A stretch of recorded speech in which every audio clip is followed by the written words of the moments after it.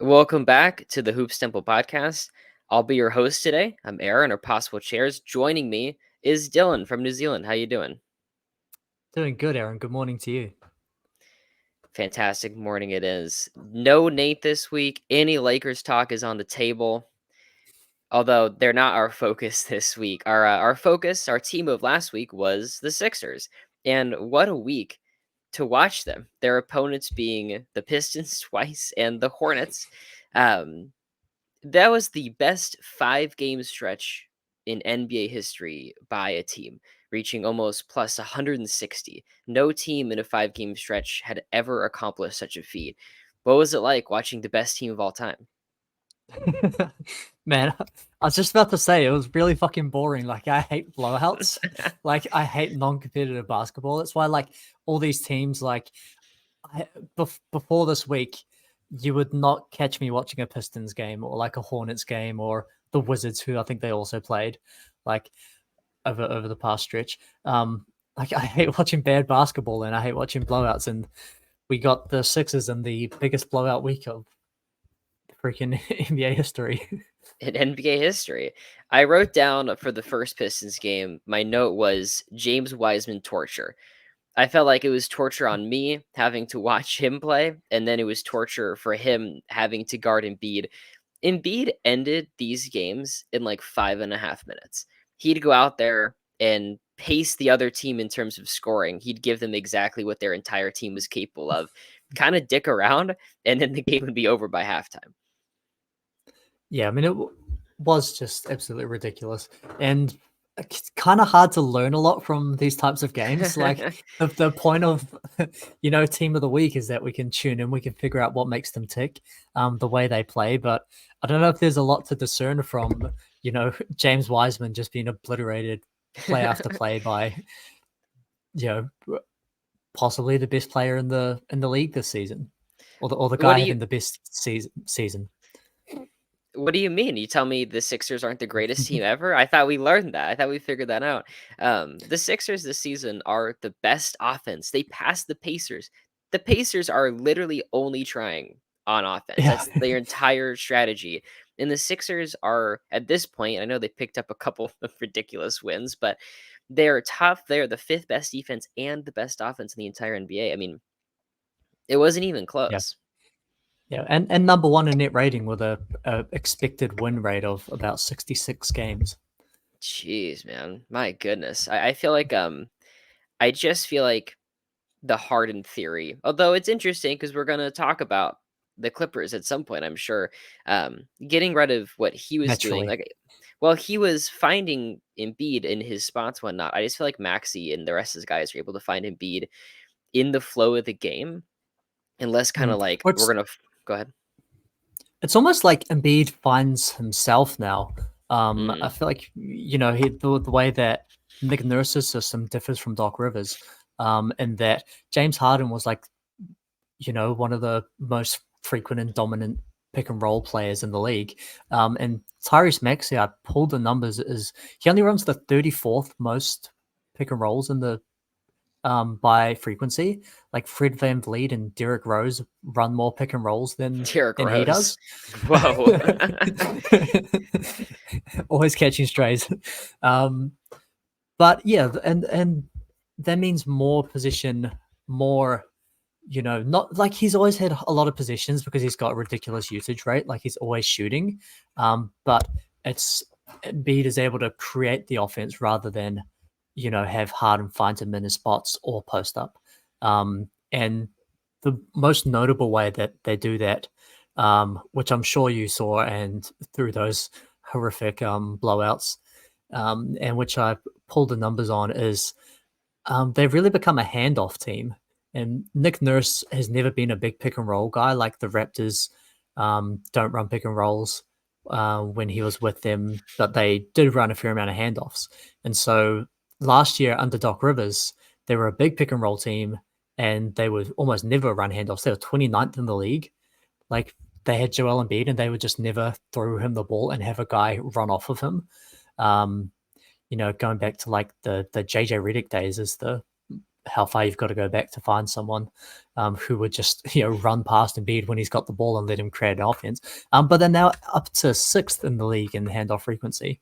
So they are giving the ball and they're to Embiid and they're empowering him more than ever to be the one that's creating the opportunities and creating the advantages. That's just been so awesome, really. And before the season, I had predicted Embiid not to be in the top 5 for MVP voting due to historical precedent of MVPs that bombed in the playoffs and what that looked like. Also, the Harden drama and just what this team is even going to look like. But he has been awesome, and you said he's arguably having the best season right now, and I think that's right. I really do. And like, are we looking like, is this back to back Embiid MVP seasons? And before you answer that question, I did notice the handoff stuff. I didn't dive deep into the numbers, but watching them, I mean, I watch a lot of Kings basketball, and Sabonis only hands the ball off. That's kind of like his Yeah. thing. And I'm like, this is way unfair. Like they're using a guy like the best scoring center in the league in this spot, and he's able just with his passing ability and his height just to kind of like guys can just orbit around him and he's able to find these shooters and cutters. And like Marcus Morris is shooting like 55% from three as a Sixer this season. And so having those guys be on fire as well, I mean, you couldn't stop them. Yeah. I mean, on the MVP stuff, it's kind of interesting in that it's sort of similar to Jokic last year, where you have this guy who has a dominant regular season, is a deserving MVP, has a disappointing playoffs, but then comes back and is somehow even better in the regular season, and you're like, well, I don't want to give him MVP again after he just disappointed me in the playoffs, but he was MVP last year, and now he's even fucking better. He's way better. It's this crazy Nick Nurse thing where you find just the passing is so much better. And like I mentioned Mm, this so many times before, Embiid early on in his career, 2017, 2018, just got crushed by double teams. I can't imagine trying to double him right now. Like he'd pick you apart. yeah. Really only Jokic could do. Yeah. I've actually got a nice stat for you on that. Assist percentage. So the total number of field goals that are assisted by that player when they're on the floor. It's a mouthful. Only Hmm, Jokic and Draymond are ahead of Embiid man. among bigs. Um, and another interesting stat. This one was from Jared Dubin had this. The coach that double teamed Embiid the most historically was Nick Nurse. He would double him on the catch on a third of his possession. So not even like when he's put the ball on the floor, not even when he's in the lane, but just as soon as he gets the ball in the post, Nick Nurse would double him 1 in 3 times.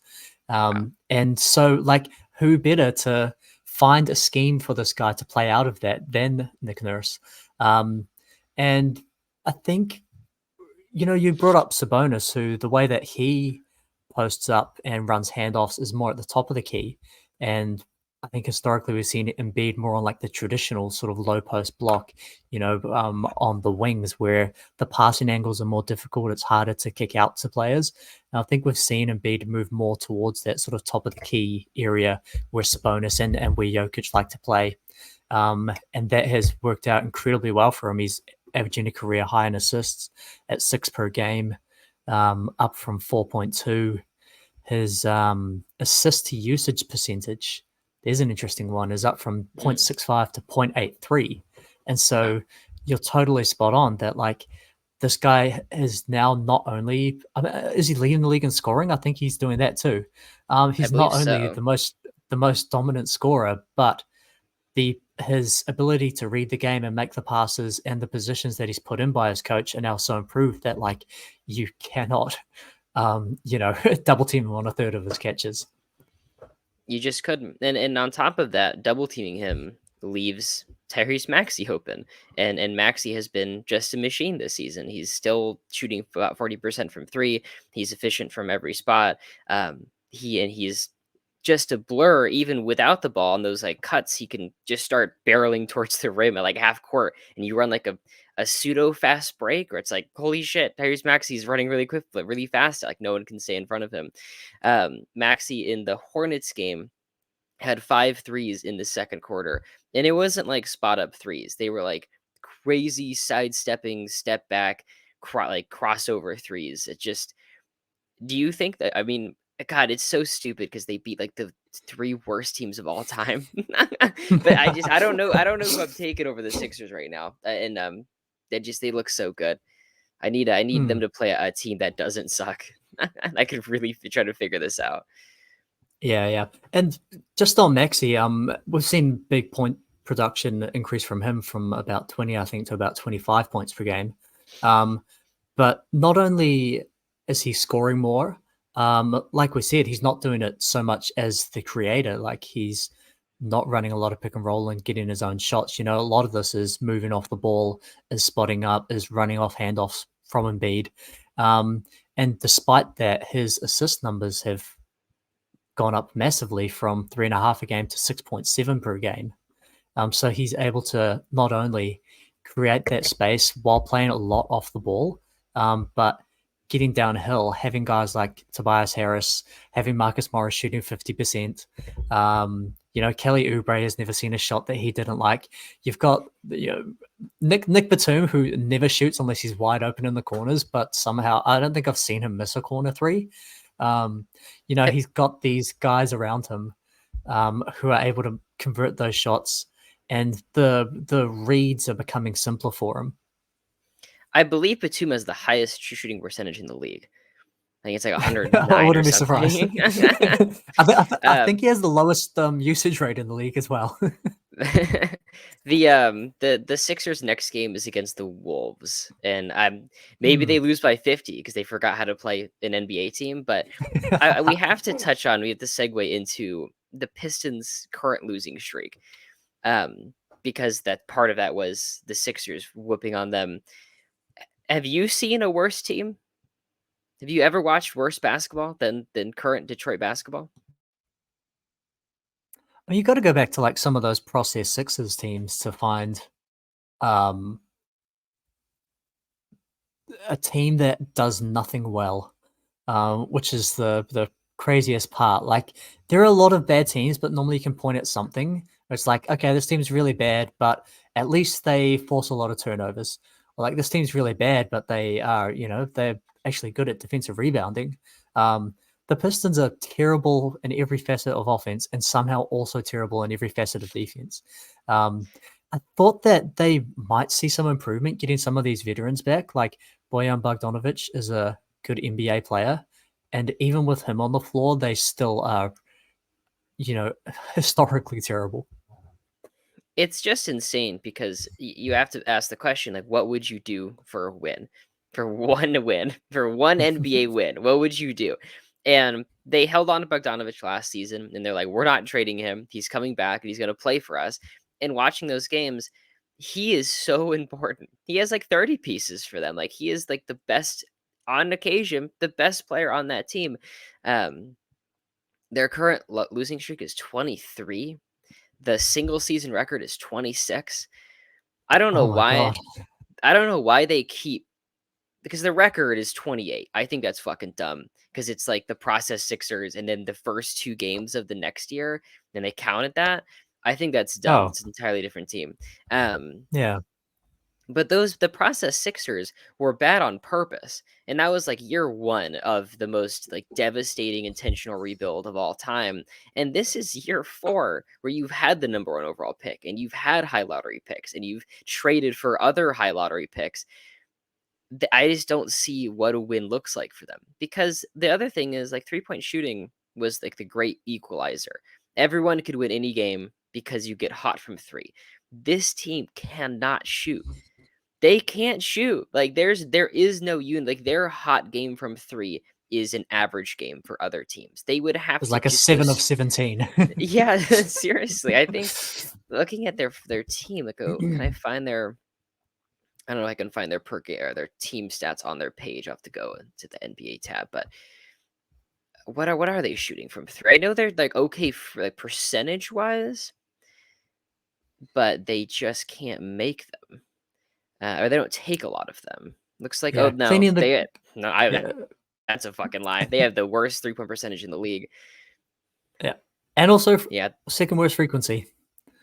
Jesus, They're 29th in the my league in 3-point frequency and last in the league in percentage.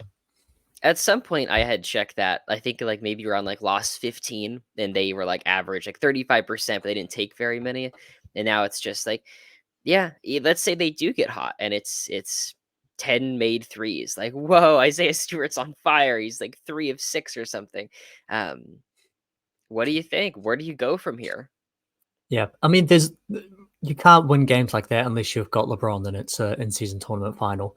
Like you can't just not take any threes and expect to win games. Um, on like the process sixes point, like it is insane that that team was, these are comparable teams. One of those teams was like starting Tony Roten and actively trying to lose games, and one of them's got like Bojan Bogdanovic and Cade Cunningham, who was on the freaking, you know, Team USA. Was it the select team actually? But either way, Mhm. a highly considered NBA player. Like, and it's not just that, but it's the intention. The fact that the Sixers were trying to lose, and this Pistons team for multiple seasons has been trying to improve and trying to win. Coming into this season, they thought that they were going to be a playing team. Like they were trying to win games. They brought back veterans. They, expected development from the young guys. They honestly believed that they were a playing team, and now they're the worst team of all time. The 93, am I muted? I'm not. Okay. Now you're good. The 93 the 93 Mavs and the 2012 Bobcats are kind of in a universe on their own because they were the worst team in the league on both ends, like historically bad on both ends of the floor. And that's never really been replicated before. But after that, you can have that conversation. Like the 73 Sixers win 9 games, but also at the time, that division, um, they had to play Boston like 14 times, and Boston wins like 68 games because they just keep on whooping on this sorry Sixers team. Where now it's like you play everyone like 4 or 5 times, and I just don't see. I can see I can see that. I can see the Pistons being worse than the Sixers team Hmm. because of the strength of schedule. Yeah, I mean, have you seen the latest news on how they're trying to address this, which is targeting Tobias Harris at the trade deadline? Do you think that's the way that the Pistons should be moving? Is that the way that they can get a win in an NBA game? That is the most desperate I've ever seen a team. And I've been a part of the longest playoff drought ever in trading, and we traded away Tyrese Halliburton for like a win now and a win now player. That was desperate. That would be insane desperation. I guess it just depends on what you're giving up. Like, is it just Bogdanovich? Is it just Bogdanovich? And it's like, all right, now we have, I think, I guess it's better, right? Bogdanovich is older. Tobias is younger. They're about as good as each other. Makes sense, right? I mean, but if you're trading Bogdanovich out, you're making your team worse, while adding that player, and so they've got to trade out someone like, you know, maybe it's Jaden Ivey or it's Jalen Duran that they're moving in order to just get to an NBA win. Maybe. I don't think the Pistons are a nothing team. A nothing team, and these exist, so you can go find them. The 80s Clippers have a couple of them where they're not right at any point. None of their players were good, had been good, or were going to be good. And I don't think the Pistons are there, where I think some of these guys might be good eventually, but it's just the wrong time. Here's something in the 2020 season, the worst teams in the league. Let's go 2021 because I feel like it's a little makes a little more sense because the bubble kind of COVID kind of looks weird. Mm. Were the Magic, the Cavs, the Rockets, the Thunder, the Timberwolves, and the Pistons. And every other team has figured that out. Everyone but the Pistons has figured it out. Mm. Man, And I mean, did any of those teams? Well, I guess in Anthony Edwards, I was going to say, did any of those teams draft a prospect that was better than Cade? And Anthony Edwards is probably the it's yeah, probably they the got one. Ant and Chet Holmgren, Shingun. All right. They had some good pieces. Okay, we mentioned the Sixers. They traded James Harden. When the Harden trade happened, I bashed on it. I thought it was stupid, and then it was stupid. It looked really dumb. But now all of a sudden the Clippers can't stop winning. How's it going over there? What's it like? Yeah, what was it, like a 5-game losing streak into a 7-game winning streak? It looks like Or is it, that yeah. 8-game winning streak now? I think it's one, Yeah. 2, 3, 4, 5, 6, 7 game winning streak, and yeah, they had dropped 6 in a row, and then won 3 in a row and split a couple, and then now all of a sudden Mm, 15-10. yeah. Including wins over the likes of the Nuggets and your Sacramento Kings. Yeah, not even So I mean, close against the Kings too. We yeah, didn't stand a chance. there's like a Jazz and a Blazers win in there, I think, which is somewhat less impressive. But the rest of them are against real teams. I think the Warriors we played maybe a couple times, and the Mavs. Yeah, But I don't remember if I articulated this. I think I would have, but the idea of just like James Harden is a massive piece to figure out how to play around. And the Clippers took some time to figure it out. But I think now they really have figured it out.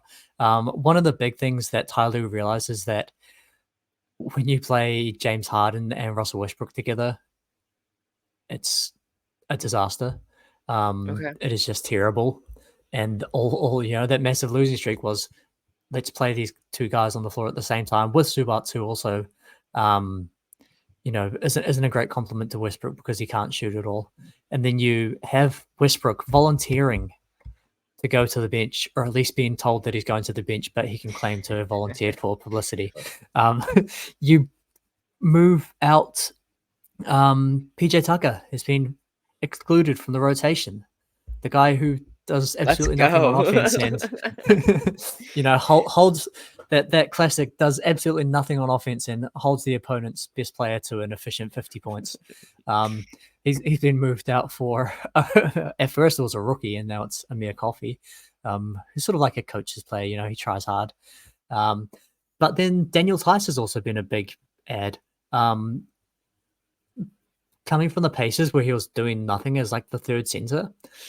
This guy is like putting up good rim protection numbers. He's been positive defensively, and he can shoot, and that's really important when you've got Russell Westbrook on the floor.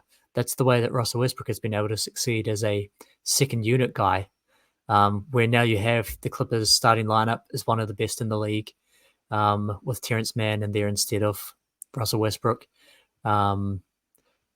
Just to link it back to the Sixers on that thought, they have the best 5-man lineup in the entire NBA as their starting 5 now that Batum is in. So shout out to Nico Batum. But the Clippers have figured out the lineups, and I think that was the important thing for Tyler, was figuring out the lineup, figuring out how these guys succeed and how they can get into the positions in which they can make shots while having 3 guys who really are best with the ball in their hands. But the players around them has been the key, and Tyler's finally figured that out. I think it's really great. I just think I'm happy to see that experiment work out. As funny as it would have been for it not to work out, it's much better basketball to watch Like for it to a work. 22-game losing streak. you would have enjoyed that. I would have watched every game. I really would have. They settled in. They had a lot of really funky pieces. I mean, I can't think of a team that has been such kind of an awkward fit, but with some time, they've settled in. And the big thing is Kawhi Leonard has played every single game, 25 games. What's happening? Like, Paul George has only missed 1 as well, and Kawhi's having like this close to 50, 40, 90 season. He's been just spectacular.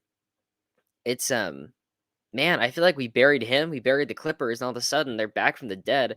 How do you feel about your long-term chances against like teams like the Nuggets or the Lakers? Yeah, and that's the big thing, is like the the Clippers were always this good when their guys played. When Kawhi and Paul George and whoever the throwing random third guy was, if those guys were all on the floor, this was a really good team. And the difference this season has been those guys have all played. I saw a stat that James Harden, what did we say? He's played like 15 games for the Clippers. I think it's 18. He has already played more games with Kawhi and Paul George than he played with Kyrie and KD in the entire Brooklyn Whoa, experiment. that's And so, insane. That's that right? My hey, goodness, wow. I saw it on a Twitter graphic. It has to be. can't be false. There's no, they don't get those wrong. Man, I mean, No, that seems about right, and I guess, like, I mean, the thing with Harden is he was happy in Brooklyn, he was happy with Philly, like, we've seen great stretches of basketball from him, like, can he keep this going, though? Um, Another part, like, Bones Highland isn't playing anymore, is he? Like, he's been out of rotation for a long time. That was another thing they figured out. Is Bonus Highland okay? I need a term for this where it's like what the player thinks they are and what they really are, and the distance between that. I need like a it's like name for the that. the Reggie Jackson index. Yeah, like the Reggie Jackson index. I don't know. The Bones index is pretty kind of has like a better name to it. Mm, yeah. That's been a good thing to figure out. And also, yeah, PJ Tucker, get him out of here. 38 years old. He said he was unhappy. He like, wants a different role. I go, what role? What role are you looking for? Like, are you he, like he, he wants to run pick and rolls, okay? he wants to take 10 threes a game or something? I don't see the you know who should pick him up though? Detroit. Buy him out, sign PJ Tucker, instill a winning culture in Detroit. See, we're connecting all the pieces here. It's all interlinked. Um, but the on your original question, can the Clippers keep this up? The big thing is going to be, can they stay healthy? If this stretch of playing every game, playing sometimes big minutes even, and playing back to backs. I think I played like 40 minutes. Kawhi played 40 minutes against Portland. I was like, what the hell are you doing, Ty? But if this is like, it's actually improving conditioning and health, playing all these minutes and playing all these games, if that's something that's able to built as a strength rather than eventually wear these guys down, then like I do think this is a team that has to be in that contender conversation that we added the Lakers to last week without you here, and I think would be talking about the Sixers in as our team of the week as well. I would have put him in I would have put the Lakers in the contender conversation. I feel like I understood that they had the ceiling to win the title, whether I liked it or not. I think the Clippers have the size and the on all positions to handle the bigger teams right now, the better teams, like handle Jokic or Embiid or LeBron and Davis, because they do have like when Plumlee gets healthy and Tyson playing well, and I think like Kawhi and Paul George will give those teams fits because um, those guys are really hard to guard in the wing. I was trying to think of something more thoughtful, but that's kind of my analysis. Is like it's just really hard to guard Kawhi Leonard and Paul George at the same time. And God forbid if James Harden gets hot. But I did want to mention. Mm. So we saw the debut of the Phoenix Big Three. They finally played one game together, briefly, super briefly, before Beal got hurt one more time. Did you see that? What did you think? Yeah, it was looking like it's the end of what you had termed, I think it was you, elder abuse, which is Hmm. Kevin Durant playing all these minutes, playing every position, and the team was totally hopeless when he wasn't doing everything. And coming into the season without a point guard, um, I didn't have a lot of concern about it because you had Booker and you had Beal who add together to equal one point guard. But when you've got one of those guys out, or you got both of those guys out, the offense becomes really rough and it becomes Kevin Durant. You have to literally do everything at, you know, 42 years old or whatever it is. And so to have Beal back was looking like it was going to put an end to the elder abuse, get an offensive flow that actually makes sense, get a guy who can, another guy who can dribble the ball up the court without turning it over, can dribble the ball up and make a pass to initiate an offense. Like they don't have anyone on the roster who can do that outside of Booker, Beal, and Durant. But Beal's health is actually, I think, a real concern at this point. Like he's looking like he's in for a 20-game season. And Kevin Durant has been incredible this year. He's still one of the most efficient scorers in the league. Can still score from absolutely everywhere with an array of moves, and offers a lot of as a help defender and as a good passer on the wing. But he's getting older, and if you have this all-in team with an aging superstar, I think it's really hard to have a lost season, which is what it is looking like, just based on the fact that Beal can't get healthy. You just can't, and it's being injury prone, but it's also just bad luck. I mean, he just landed on someone's foot taking a jumper. I'll mention the game they all played together. It was a loss to the Nets, but I'm not going to get too caught up in that. They're when those guys played, I mean, like Booker was plus 16 and whatnot. KD was fine. Beal played 33 minutes, took 9 shots, hit 2 threes, was 2 of 2, and just it looked like it flowed. I had mentioned previously before the season that I didn't see Beal being like this knockdown 3-point shooter because his percentages aren't great, but I don't know if that was very smart. I think he'll just take a lot more wide open threes and probably hit them at a much better clip. Um, I thought it was a good look for their first time together. The first game that Beal played, it was against the Golden State, and KD was out. Like as soon as Beal was ready, KD's like, dude, I need a fucking break. Get me out of like, I'm I sorry. thank Like God you're here. You can run everything. I'm taking a day off. seriously. And then against the Nets, they all play, and then against I blanking on the most recent game, but Beal played like 3 minutes and twisted his ankle. Um, I think the ceiling, though, I mean, just in that brief moment, I do think I can see them winning, big, going to the conference finals with those three guys healthy. But is Bradley Beal gonna play that many games? He's already been um, eliminated from the All NBA conversation from any awards because he's missed 17 games. It's over for him. Um, can he play 17 games? He's missed 17 games. Like, is he gonna get to 17 games played? I mean, I don't know how long the ankle's gonna hold him out for, but I just don't know if the Suns are more of a concept, just a vague idea that might exist, or can this really be played on a basketball court? Hmm. I think another thing with the Suns, um, that I was wrong about coming into the season, and the inverse of what I was wrong about with the Lakers is that some of these Lakers guys who were, minimums, not good players, have found a way to, have found a role that is complementary around LeBron. And they have actually found solid role players who keep them in games. Whereas for the Suns, outside of Eric Gordon, who could have had more money elsewhere but decided to take a minimum to play for the Suns, and maybe like Grayson Allen who makes some shots, like there is no one on that roster, um, of these sort of minimum role player guys who is looking like an NBA rotation, consistent NBA rotation player.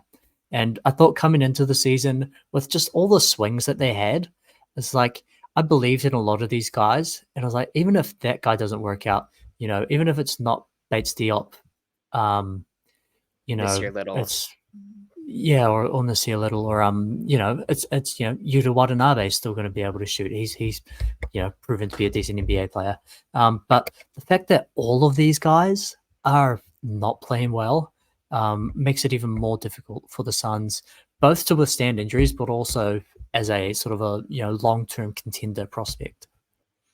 I think the thing is you need your top superstars, right? And they have that. But you still need like your middlemen to kind of carry the weight. And they just got so many like 10th men that they're like, this equals a fourth best player. They're like, not really. Like, not it does. You can't just combine them all into one like super NBA player. You're still going to be looking at lineups where like they're starting Chimezi Metu. Chimezi Metu was the worst player on the Kings last season. I think I thought he was terrible. Um, and he is out there getting 20 minutes a night, and you go from KD, Booker, and Beal, like this is great, but if Eric Gordon all of a sudden is your third best guy, like you need a better middle class for your team than that. Mm. It's just like the state of our economy, it's the shrinking middle class in Very true. Phoenix. That's very true. Very true. Phoenix currently is the 10 seed. Um, they're 13 and 12. and I think they're gonna. I feel like them and Golden State are gonna kind of be fighting for that kind of lower play in because the Rockets won 5 in a row. They've rebounded from their slide. How do you feel about Golden State? The Draymond incident happened, right? That wasn't last week. That was after last week's pod, so brand new for the Mm, Hoops Temple. yeah. I mean, like just the such a disappointing phenomenon that Draymond Green continues to just like lose his team games by just like flipping out for no reason. And the fact that Adam Silver is like, I am suspending you indefinitely is like insane. Like, I didn't even know that he could do that for, stuff, I didn't know. I'd never for a seen that flagrant before. foul. Usually, it had um, been like even Ja got 25 games or Ja got whatever. mm, It's like, all right, like you're done, dude. Um, with yeah, Draymond, he goes out there. Go ahead. even like Ron Artest, like fighting fans in the crowd, that like gave him his whatever I amount think it of was 60 games. It was just the rest of the yeah season. They just said you're going yeah home yeah for the end of time. yeah Um, yeah. The fact that Adam Silver is just like, I don't even know what to do with you, bro. Just like go sit at home until I figure it out. Like, it's just it's an insane indictment of um his like lapses in discipline. It's interesting because we've been watching Draymond for a long time, and I don't remember him even being like this. Like he was fiery, he was passionate, he kicked people in the nuts. It happened, but like the hitting and the kicking, like the hitting and the stomping, I feel like that's like a new thing where he's just like some reason he's super frustrated, and maybe it's because he won like 80% of his games over the past 4 years or 5 years, Yeah, or 7 years, I guess. That he was just comfortable, and when he lost it was few and far between, but now like on a team that isn't great, he loses his temper all the time, and you're still getting this like awesome Steph season. He's still like a top 5 player in the league. Steph is dragging this fucking team.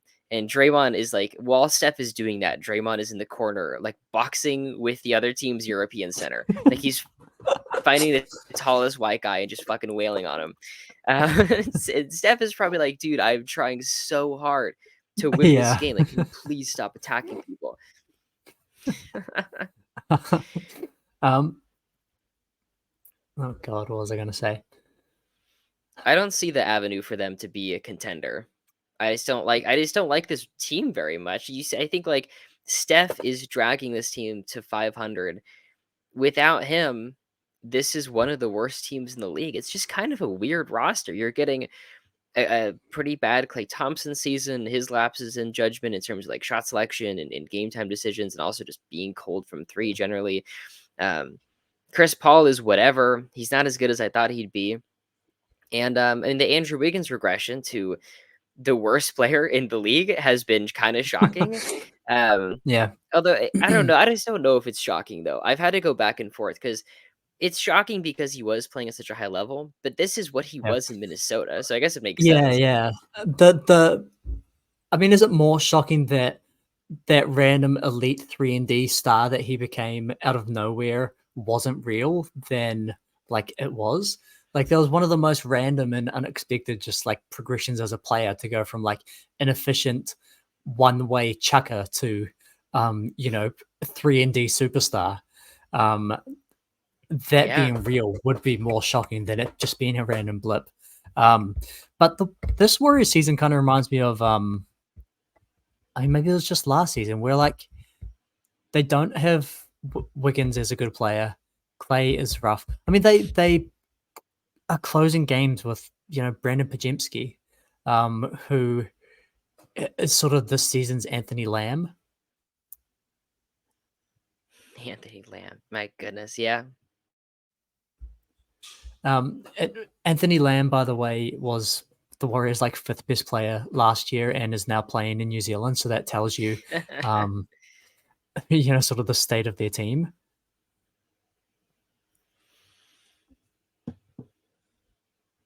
I think you're frozen on my screen, so I'm not sure Yeah, if you're talking. Am I my frozen on your my screen? videos. Yeah, my video is frozen, but I'm still Okay. getting audio. Okay, well, I'll Maybe just if we keep give it. talking. Yeah. We'll give it a We'll give it second. a At least second. it's a very flattering angle. Oh, for sure. You have the yeah. I don't know.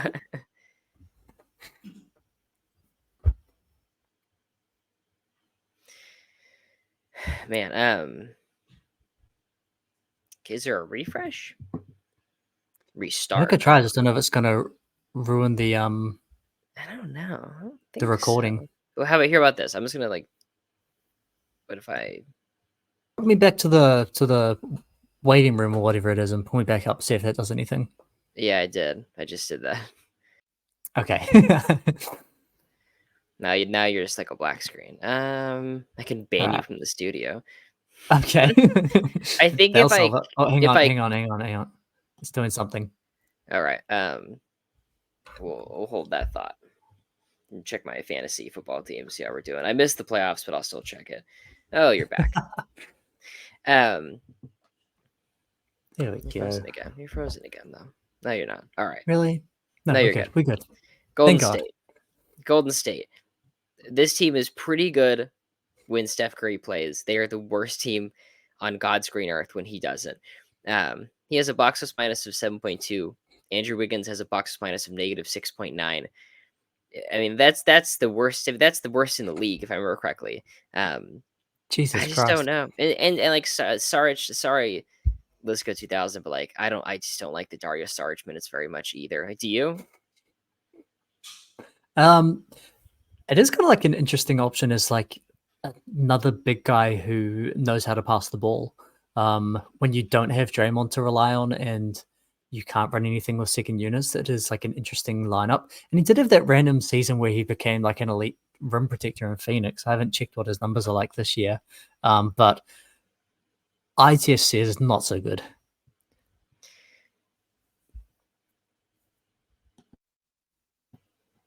There, you're back. He froze for a second. All right, this is gonna be a. Nate is gonna suffer for editing this one. He's gonna go through it. Do you have any other teams you want to touch on? No, I've been focused on the Sixers and they played the least interesting week of basketball. No, they did. They did for certain. The Eastern Conference is not great. Looking at it now, the tenth seed is the Raptors, who are 10-15. Um, the 10th seed in the Western Conference is 13-12. I think you will have to have a winning record to make the that last play-in spot in the Western Conference. And I don't think that's going to be the case for the Eastern Conference, but yeah, Jalen Brunson had 50 points on perfect 3-point shooting. The Cavs dead because they lost Garland with a broken jaw and Mobley for an injury. I forget, but it's like 68 weeks. What's the Yeah. what's the prognosis? Yeah, I mean that might just end their season to be quite frank. Not just for the reason that like they'll miss Mobley and obviously, Garland more so. But the fact that the guys they got to fill out their bench, which I did like coming into the season, the fact that they haven't worked out, like Georges Niang, um, is not a starting caliber of player, which he might be forced to be. Like they're Tristan Thompson is on this roster. Like that's how desperate these guys are. Yeah, he played, and I went to a Kings Cavs game, and he played, dude. Like he was the Yeah, Tristan he's Thompson was washed when he was on the Kings. He was on the Kings like 4 years ago. I thought he was cooked. I genuinely thought he was our last. We were his last stop. yeah, and the fact that he's not just there for vibes, but they actually need him, is a real indictment of this team. And they just gonna really struggle for depth. Is this like a stealth like tank team? Does Donovan Mitchell come up with an ankle sprain maybe too, and I we think lose he a few comes up games with or a trade. I think he comes up with a trade idea and asks the front office like, "Please trade me." Which is yeah, always interesting. I think the Knicks have just yeah. been just waiting for that basically. Yeah, I was talking about this the other day, and the two interesting things to consider with Donovan Mitchell being traded. The first is he never asked to play for the Cavs. He never signed with the Cavs. He didn't ask to be traded to the Cavs. He's there. with no say in being there. And like he's being good about it. He's a professional, but he never asked to be there.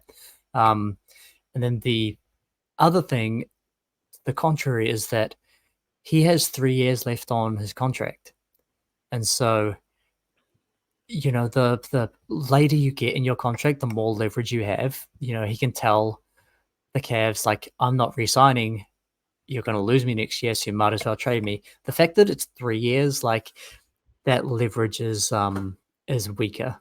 But it's looking like it could be a quiet trade deadline. Like, there's not much of a market. You look at the teams around the league who have a player that they would be wanting to give up, and it doesn't seem like there's a lot of guys.